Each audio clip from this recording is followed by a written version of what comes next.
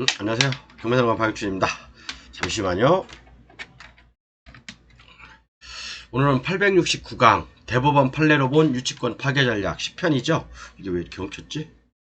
벌써 이제 1편부터 시작했는데 10편을 지금 가고 있습니다. 그래서 여러분들 반드시 제가 860강부터 유치권 강의를 시작하고 있거든요. 요거 860강부터 60강, 61, 62, 63, 64, 65 65가 어디 갔지? 65 빠졌나 보네. 어디 가버렸네? 어쨌든 간에 위에 있을 거예요. 바뀌었을 거예요. 순서가 65, 67, 68강. 지금 이제 860강은 가장 기초적인 강의니까 반드시 들으셔야 돼요. 그리고 지금까지 이제 유치권 강의를 한 10편 하면서 또 앞으로 한 5편 더 할 겁니다. 반복되는 내용도 있을 수 있어요. 계속해서요. 그만큼 중요한 내용들이기 때문에 반복이 계속 되는 거거든요. 그러니까 그 부분 충분히 이해하시고 들으시기 바랍니다. 반드시 860강부터 유치권 강의가 끝나는 앞으로 5강 이후에는 여러분들이 유치권 선수가 돼 있을 겁니다.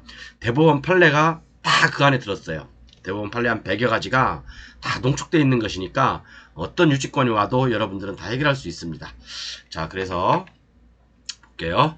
이번 시간에는 요거 할 겁니다. 유치권의 소멸과 수익 모델을 찾아볼 거고요. 그 다음에 상사 유치권, 기계 설비들에 대한 유치권, 그 다음에 기타 유치권에 대해서 한번 살펴볼 겁니다.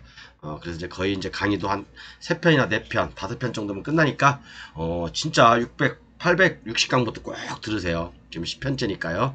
그리고 이제 교재 판매는, 이번 달부터 원래는 220만원 하기로 했는데, 매월 순차적으로 220만원까지 갈 거예요. 이게 너무 갑자기 220 올리니까, 또 이렇게 좀, 말씀하시는 분들도 있고 해서, 기본 교재, 블루오션 교재는 198만원입니다. 저번 7월달까지는 188만원 했죠? 다음 달엔 또 10만원 올립니다. 근데 내용은 이렇게 돼 있으니까, 캡처 하셨다가 꼭 제 핸드폰으로 문자로 주십시오. 전화로 주시면 제가 못 받는 경우도 있을 수 있으니까 문자로 주셔야 됩니다. 다음 달에 또 오릅니다, 여러분. 10만원. 그러니까 참고하세요. 자, 경매사령관 869강 10편. 유치권 소멸과 수익 모델, 그 다음에 상사 유치권, 기계 설비들에 대한 유치권, 기타 유치권에 대해서 살펴볼 시간입니다. 자, 그러면 여러분들 문제 좋아하시니까 제가 이제 이게 검토라고 돼 있는 부분이 유치권 강의하면서 제가 맨 위에 이렇게 놓죠. 요게 그 강의 핵심 내용이라고 보시면 돼요. 자, 그래서 한번 볼게요. 검토 1번. 법정지상권이 먼저인가 유치권이 먼저인가. 법정지상권이 먼저죠. 이건 제가 하도 뭐 귀에 따갑게 여러분들께 말씀드려가지고 다 아는 내용이죠. 그러니까 시간에 앞서는 자는 권리도 앞선다라는 말이 있는데, 법정지상권이 성립하지 않으면 유치권도 없거든요. 그러니까 건물이 있고 난 다음에 물건이 있어야지 유치권도 주장할 수 있는 거 아니에요. 그럼 물건과 유치권은 어떤 게 먼저입니까? 물건이 먼저잖아요. 물건이 시간에 앞서는 거거든요. 그렇기 때문에 법정지상권도 성립하지 않으면 유치권도 성립할 수 없습니다. 그 부분 다 아시는 거니까. 그 다음에 이제 우리가 수익 모델을 찾아볼 수 있는데, 유치권에서도 수익을 낼 수가 있어요. 그죠? 우리가 유치권이 성립된 건물을 낙찰을 받았을 때 여기다가 저당권이라든가, 그죠? 가압류 같은 거 할 수 있어요, 없어요? 있죠? 그죠? 요 부분은 제가 옛날에 과거에 블루오션 교재에 있으니까, 수익 모델을 찾아보기 있으니까 그거 참고하시기 바랍니다. 그러니까 유치권이 성립된 물건을 저렴하게 낙찰을 받아가지고, 물론 은행권에서 1금융권에서는 안 해주는 경우도 많아요. 거의 안 해주겠죠. 그런데 이제 2금융권이나 보험회사라든가 아니면 뭐 개인 근저당 설정이나 뭐 가압류 설정, 가압류는 이제 어차피 유치권자하고 안분 배당이니까 그렇게 하지 마시고 그냥 저당권 설정하십시오. 그냥 그죠? 그 보험회사라든가 아니면 아는 사람들 통해서 저당권 설정해서 수익 모델을 찾아가면 되는 거죠. 자, 그 다음에 상사 유치권인데요. 상사 유치권의 대항력, 요거 중요한 판례가 하나 있습니다. 하나 읽어볼게요. 채무자 소유 부동산의 선행 저당권이 설정된 후, 저당권이 설정된 후요, 상사 유치권이 성립한 경우 상사 유치권자는 선행 저당권자 또는 그에 기한 임의경매 매수인에게 대항할 수 없다고 대법원 판례에서 얘기하고 있습니다. 중요합니다, 여러분. 이거 그렇기 때문에 우리가 이제 그 건물을 지을 때 여기 도급인이 있고, 실질적으로 공사를 한 수급인이 있고, 그 다음에 이 건물에 자재를 납품한 철근이라든가, 그죠? 아니면 콘크리트라든가 시멘트라든가 자갈이라든가 모래라든가 이런 걸 납품한 납품업자들은, 그죠? 유치권을 행사할 수가 없습니다. 그죠? 유치권을 행사할 수 없어요. 단지 이것은 자재 납품 채권일 뿐이에요. 이기 때문에 이 부분 굉장히 중요하니까 여러분들 항상 이 도급인, 수급인, 그 다음에 하수급인이 또 있죠. 여기 수급받아가지고 일한 분들, 그 다음에 여기에 자재를 공급한 사람들, 요 부분들 처음 공부하시는 분들은 도급인, 수급인, 하수급인, 뭐 그 다음에 이제 뭐 자재 납품 업체들 이런 것들을 이제 굉장히 헷갈려 하시는데 제가 다 정리해드렸으니까 그 부분도 보시고요. 그 다음에 기계 설비에 대한 유치권, 요것도 기계 설비에 대한 어떤 기계 설비가 있어요. 그 기계 설비에 대한 유치권도 될까요, 안 될까요? 됩니다. 그죠? 돼요. 근데 그 내용도 1번 유치권과 똑같아요. 점유를 하고 있어야 되고, 그죠? 경매 기입 등기부터 점유를 하고 있어야 되고, 그죠? 변제가 있어야 되고, 기계를 납품했는데 돈을 못 받았어. 그죠? 근데 뭐 예를 들어서 언제까지 주기로 했다. 라고 어떤 그 변제기가 경매 기입 등기 이전에 돼야 되고, 그죠? 그런 것들이 있습니다. 그 다음에 유치권의 소멸시효, 공사대금의 소멸시효, 그 다음에 점유침탈에 대한 회복의 제척기간. 요거 여러분들 연수가 굉장히 헷갈리시는데 유치권의 소멸시효는 뭐예요? 3년이에요? 그죠? 공사대금 채권의 소멸시효는 3년이죠? 우리가 어떤 건물의 유치권을 행사하려면 여기에 공사를 할 거 아닙니까? 그죠? 공사대금 채권도 3년이에요.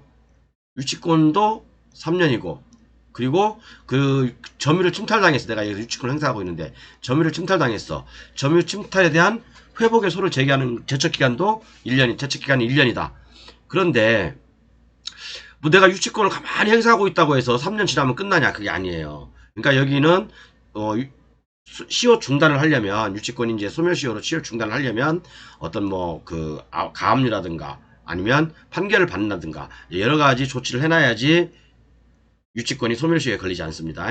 이해 가시죠? 자, 그 다음에 유치권자가 경매 청구 시 청구 금액은 모두 배당받지 못하면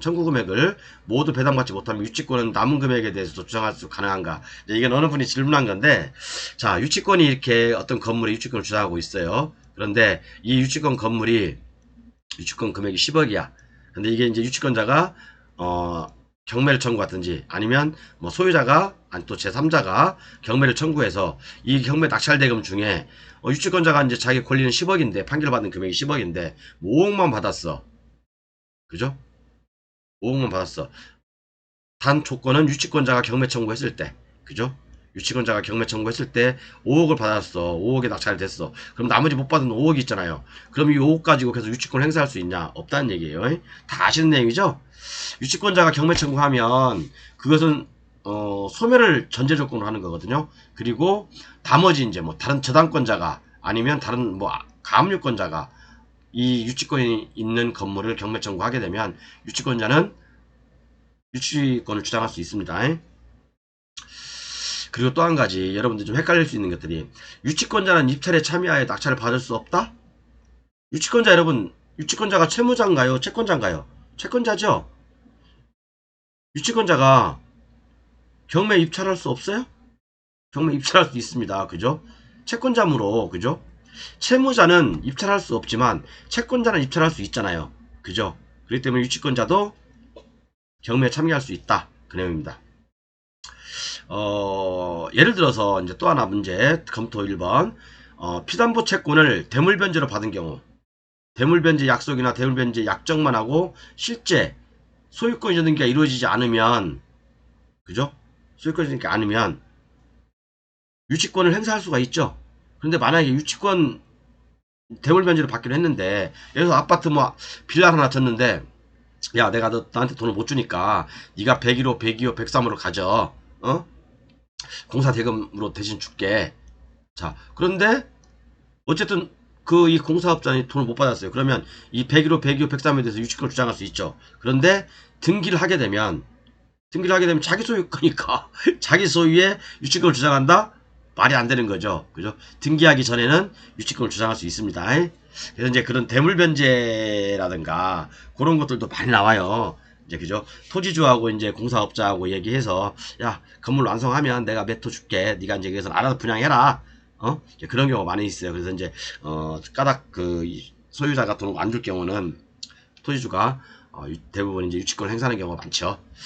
자, 그래서 이렇게 해서 이제 간단하게 질문사항이라든가 궁금한 사항들을 풀어봤고요. 그 다음에 요거 이 판결 이게 그 저기 판례예요. 유치물에 그러니까 유치권을 소멸 청구할 수 있잖아요. 그죠? 유치권을 소멸 청구할 수 있는데 그 유치권을 소멸 청구할 수 있는 방법 중에 하나가 적정한 담보를 제공하고 소멸을 칠 수가 있는 거예요. 예를 들어서 그 유치권 금액이 뭐 5억이다. 그러면 내가 5억을 담보를 제공하고 하든지 아니면 5억을 주면 끝나는 거잖아요. 그 유치권 해제되는 거잖아요. 근데 5억의 담보를 제공하고 유치권을 그 소멸 청구할 수 있다는 그 대법원 판례입니다. 자, 그 다음에 당연히 유치권에 의한 경매 청구도 가능하죠. 그죠? 유치권자가 자기 유치권에 대해서 경매 청구도 가능합니다. 그런데 유치권자는 소멸되는 거죠. 유치권은 없어지는 겁니다.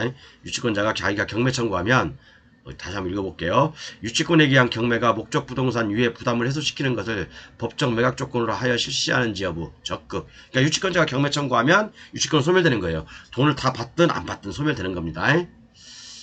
너무 여러분들께 대부분 판례 위주로 제가 설명하니까 딱딱하죠. 그런데 제가 지금 860강부터 지금까지 해오는 것들 앞으로 한 서너 강 더 할 건데 그 안에 대부분 판례가 다 있어요. 이것만 여러분들 뜯어보시면 유치권에 대해서는 웬만한 박사보다 웬만한 전문가보다 변호사보다 훨씬 낫습니다. 여러분. 자, 그 다음에 대법원 이제 1989년 판례인데 그죠? 87 다 그죠? 3073인데 법정 지상권도 없으면 유치권도 없다는 얘기예요. 그죠? 가항에 건물 점유자가 건물의 원식자에게 그 건물에 관한 유치권이 있다 하더라도 그 건물의 존재와 점유가 토지 소유자에게 불법 행위가 되고 있다면 그 유치권으로 토지 소유자에게 대항할 수 없다. 그 내용이거든요. 그러면 건물이 있는데 자, 뭐 다 설명 안 해도 되겠죠? 이거 그죠? 이게 이제 따져보니까 토지만 경매가 나왔어. 근데 건물이 있어. 건물은 법정이상권 성립 안 해. 그러면 어차피 공사한 사람은 유치권 행사할 수 있잖아요. 그죠? 유치권 행사하고 있어. 근데 법정이상권 성립하지 않으면 이 유치권도 깨진다. 성립하지 않는다. 그 내용입니다. 물건이 없는데 그죠? 자, 그 다음에 또 하나 2001년 2001 마에 1632 판결입니다. 일괄 매각의 경우 법정이상권이 없어도 유치권이 인정될 수 있다. 이 말이죠. 그러니까 여러분들 이 말을 굉장히 옛날에 어떤 분이 크게 실수했던 분이 이거예요. 여기 토지가 있어요. 토지가 있고 그 위에 공장 건물이 있습니다. 한 감정가는 한 30억 정도 했어요. 이게 쭉 유찰돼 가지고 10억이 떨어졌습니다. 그런데 이 공장 건물은 촉탁 등기를 통해서 그죠? 등기가 돼서 이 저당권자가 토지하고 건물을 같이 일괄 경매 청구했습니다. 그런데 이분은 생각하기는 이 낙찰자분이 생각하기는 이제 법정지상권을 어느 분한테 컨설팅 받았는지 모르겠어요. 옛날에 가지고 이제 이런 큰일이 있고 난 다음에 저한테 오셨는데 법정지상권이 성립하지 않는다 라고 해서 일단 들어갔어요. 그런데 알고 보니까 그죠? 알고 보니까 법정지상권은 관계가 없대. 그리고 또 여기에 이 공장을 건축한 공사업자가 유치권을 21억을 주장하고 있어요. 21억을 주장하고 있고 확정 판결도 받아놨습니다. 자, 우리가 이 채권자가 저당권자가 토지만 저당권이 설정되어 있는 상태에서 위에 건물을 지었어. 다른 사람이 제3자가. 그런데 이 건물하고 이 토지가 같은 소유자라고 한다면 그죠? 같은 소유자라고 한다면 이 저당권자 입장에서는요. 요 건물에 대해서 촉탁 등기를 해서 동시에 경매를 칠 수가 있어요. 그러면 동시에 경매를 치게 되면 법정지상권은 없어지는 거예요. 그죠? 입찰자 입장에서는 알고 들어왔잖아. 보고 들어왔잖아요. 일괄매각이라는 걸 알고 들어왔잖아. 그런데 법정지상권이 성립하냐 안 하냐 그걸 따지는 이유가 없다니까. 따질 이유가 없다니까요. 그죠? 그러니까 우리가 일괄매각을 하는 취지는 그 저당권자가 그 토지에 건물을 축조한 때에는 저당권자가 토지와 건물을 일괄하여 경매를 청구할 수 있도록 규정하는 취지는 밑에 쭉 나와 있어요. 그죠? 그렇기 때문에 여기에 근거해서 일괄매각 시에는 법정이사건 인정 안 됩니다. 단 법정이사건 인정 안 돼도 이런 경우에는 일괄매각이기 때문에 유치권은 주장 가능해요. 아까 얘기한 대로 법정지상권이 없으면 유치권도 없다. 그 내용하고는 다른 거죠. 그 내용하고는 토지 건물이 일괄 매각일 때는 일괄 매각이 아니잖아 그거는요. 아까 같은 경우는 토지 건물 일괄 매각이 아닐 때는 법정지상권이 성립할 여지가 있지만 토지 건물 일괄 매각 채권자 입장에서 일괄 매각을 시켰을 경우에는 법정지상권이 성립하지 않는다니까요. 그런데 둘 다 공이 요것은 유치권이 인정돼요. 그런데 요것은 유치권이 인정될 수도 있고 안 될 수도 있다. 그 차이가 있는 거예요 여러분. 아시죠? 뭐 이런 거 기본적으로 아셔야 돼요. 큰 사고 안 치시려면. 그 다음에 이제 뭐 피담보 채권이 소멸되는 경우, 어차피 피담보 채권이라는 것은 말 그대로 공사대금이에요. 그죠? 아시죠? 피담보 채권이 소멸되는 경우는 요거죠. 피담보 채권을 대물변제로 받은 경우. 그죠? 대물변제로 받은 경우는 피담보 채권. 어차피 내가 돈 대신에 물건으로 받았잖아. 101호, 102호, 103으로 받았잖아요. 그럼 피담보 채권은 소멸된 거잖아. 그죠? 이해 가시죠?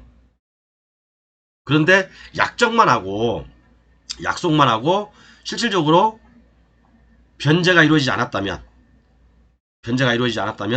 소멸되지 않죠. 그죠? 등기하지 않았다면 그죠? 소멸시효 완성이라는 얘기가 나오는데 그죠? 소멸시효 완성은 소멸시효로 피담보채가 소멸되는 경우거든요. 그러니까 한번 읽어보겠습니다. 유치권 자체는 시효로 소멸되지 않으나 유치권 자체는 소유로 소멸되지 않아요. 그죠? 유치권 주장의 근거가 되는 피담보 채권이 시효는 유치권 행사와 관계없이 진행된다. 그죠? 이해 가시죠? 아까 제가 충분히 설명드렸죠? 그러니까 공사대금 채권의 시효는 보통 3년이지만 채권의 시효 연장 조치를 안 했다면 소멸이죠. 그러니까 채권의 소멸시효 연장을 하기 위해서는 뭐라고 했어요 제가요? 소송을 한다든가 가압류를 한다든가 가압류를 통해서 확정 판결을 받는다든가 그죠? 그런 조치를 해놔야 돼요. 그죠? 유치권을 주장하는 것만으로 소멸시효가 중단되지 않아요. 소송하지 않으면 소멸시효로 유치권을 주장이 인정되지 않는다니까 소송이 끝나면요. 아직 그 3년이 지나면 그렇기 때문에 반드시 여러분 유치권을 갖다 나 유치권자라고 주장만 하지 말고 판결을 받아놓든지 가압류 해서 가압류에 기해서 소송을 한다든가 그죠? 분명하게 증거를 만들어 놔야 됩니다. 그래야 유치권도 소멸시효에 걸리지 않습니다.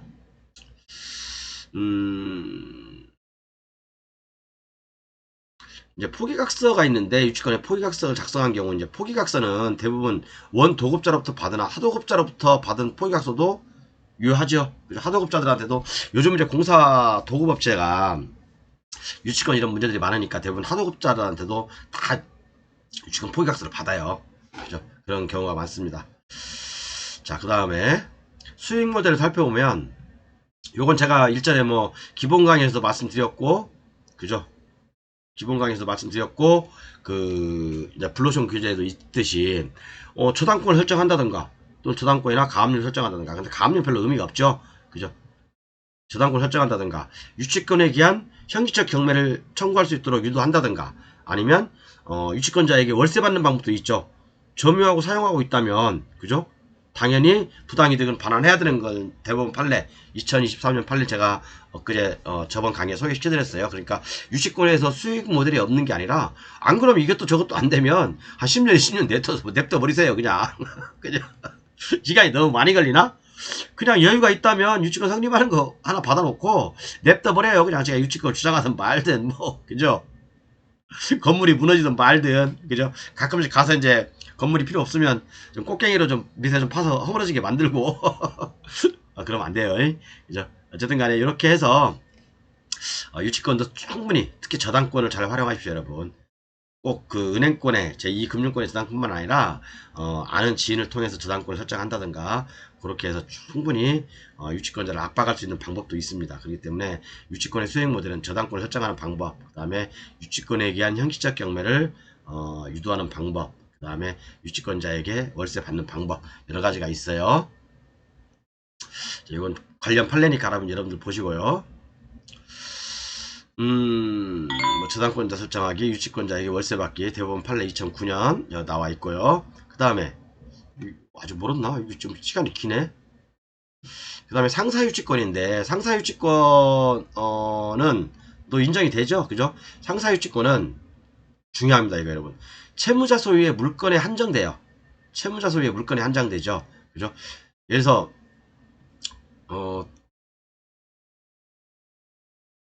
한번 읽어보겠습니다. 상사 유치권의 대상이 되는 목적물을 그죠? 채무자 소유의 물건에 한정하는 취지 및 채무자 소유의 부동산에 관하여 이미 선행 저당권이 설정되어 있는 상태에서 채권자의 상사 유치권이 성립된 경우 상사 유치권자가 선행 저당권자 또는 선행 저당권자에 기한 의무 경매 절차에서 부동산을 취득한 매수인에게 대항할 수 있는지 여부 소극 이렇게 나왔습니다. 대법원 판례 여기 있어요.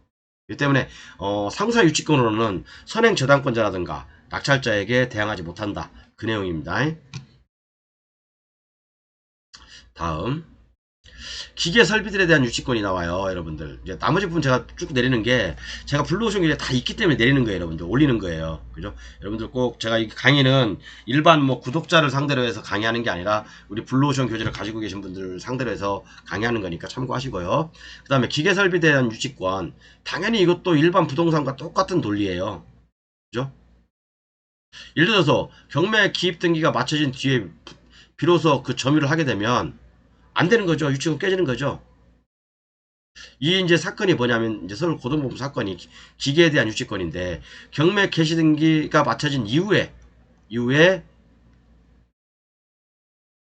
점유를 한 거예요. 그죠? 채권 및 발생한 채권 및 점유에 따른 것이므로 그러니까 이 변제기라는 거죠. 채권은 그 경매 기입 등기가 되고 난 다음에 이 기계 설비에 대한 변제기가 도래한 거고 점유도 이 기입 등기 이후에 한 거예요. 그렇기 때문에 이것은 낙찰자에게 대항할 수 없다. 그 내용입니다. 자, 그래서 경매 개시 결정이 맞춰진 뒤에 비로소 부동산의 점유를 이전받았거나 피담보 채권이 발생한 유치권을 취득한 경우에 경매 절차의 매수인에 대하여 그 유치권을 행사할 수 없다. 똑같은 내용이죠. 일반 경매 물건하고 똑같은 내용입니다.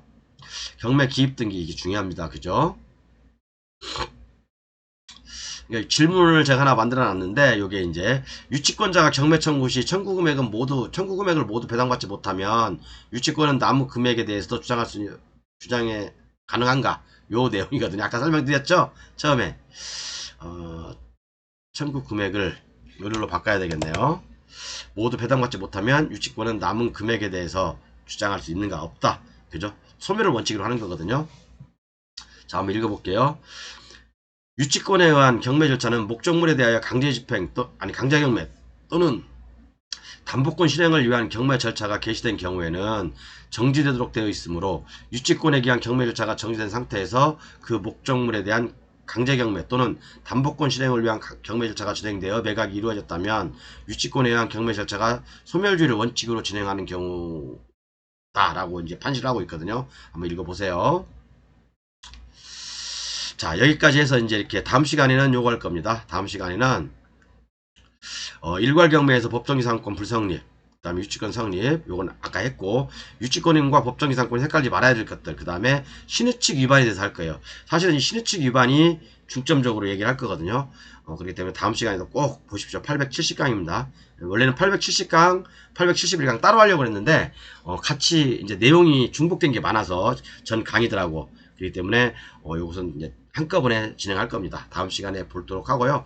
어쨌든 여러분 좀 그동안 7월 달에 가격을 좀 올린다고 해서 많은 분들이 구매를 해주셨어요. 많은 분들이 구매해 주셨고 너무 감사드리고 그래서 이제 8월 달부터는 198만원, 그 다음에 9월 달에는 208만원, 10월 달에는 218만원까지 올릴 예정입니다. 그러니까 순차적으로 매월 이렇게 올릴 거거든요. 220만원 될 때까지. 그러니까 여러분 좀 참고하시고요. 제가 이렇게 좀 한꺼번에 올리려고 했더니 조금 이렇게 좀 부담되지 않냐 라는 말씀들을 많이 하시더라고요. 그래서 저도 마음적으로 구매하려고 많이 준비를 하고 계셨는데 너무 갑자기 올리니까 또 이제 약간 좀 부담이 된다라는 분들도 계셔서 제가 순차적으로 앞으로 한 3개월 동안 8월달, 9월달, 10월달 이제 다음 시간에 이제 밑에 이제 9월달에는 208만원이라고 이제 명기를 할 겁니다. 이제 강의는 끝났으니까요. 이제 뭐 나가실 분들은 나가셔도 됩니다. 다음 시간에 뵐게요.